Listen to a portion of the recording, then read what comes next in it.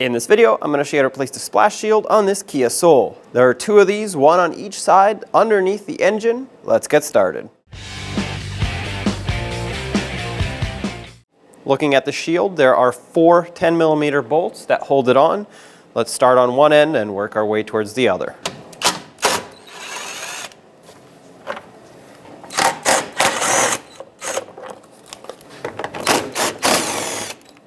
Hold it on the last one so it doesn't fall.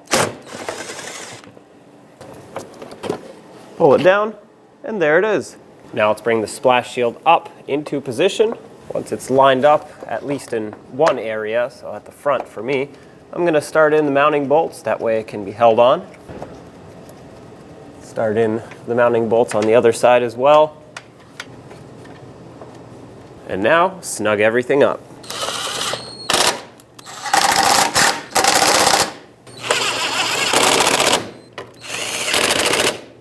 That's installed. When only the best will do, demand TRQ.